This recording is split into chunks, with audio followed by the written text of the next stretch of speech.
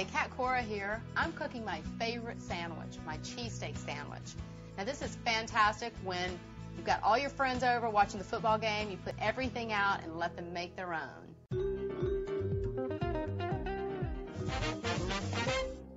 Now, first what I like to do is I like to start with a cast iron skillet.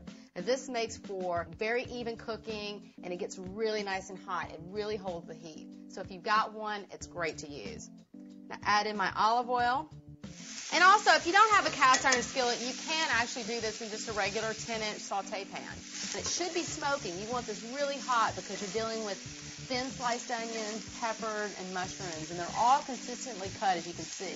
So I'm going to add in my onions first, right in. Yeah, you can hear that. So we'll coat the onions really well with the olive oil. Nice and brown. And also, onions and peppers give off their own juices, too. So you don't need a lot of olive oil in the beginning. Just a touch, just enough to coat the pan. Now I'm going to add in peppers. Keep that heat high while you're cooking. Now, these are going to take 3 to 5 minutes for the whole batch. So while we're doing that, I'm just going to season my steak. Now, season evenly on the meat. And make sure you season on both sides. You got to show love on the whole thing. These are coming along really beautifully. Oh, yeah. Okay, now I'm going to add in my mushrooms.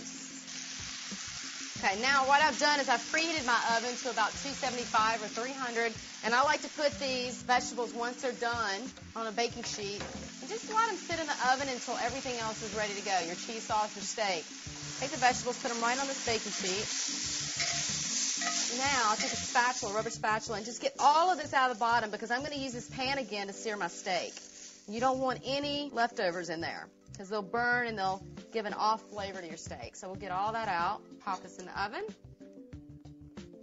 so it can stay warm. Now that my heat has come back up, I'm going to add a little bit more olive oil to the pan for the steak. And you want a super hot heat because you're just going to sear this nice and brown. Now, while it's sitting in the pan, I'm going to season it with a little bit of oregano on one side. Okay, so now you can see I've flipped it over, seasoned it on the other side with the chopped oregano, and it's just absolutely fantastic, gorgeous. We'll take that out and let it rest for 10 minutes. The reason you want to let your steak rest or any meat when you've cooked it is because what happens is when I put it in this hot pan, all the juices run to the outer side of the meat. Okay, it's all on the outside. And so if you cut it right away, those juices will spill right out on your cutting board. So what you want to do is you want to give it time to rest and all those juices come back to the center and stay in the meat where they should be. All right? So now while that's resting, I'm going to make my cheese sauce. And this is probably the easiest cheese sauce in the world. Velveeta diced up with some Dijon mustard. Make sure every little piece gets a little bit of mustard on it. And then pop it in the microwave for about 2 minutes.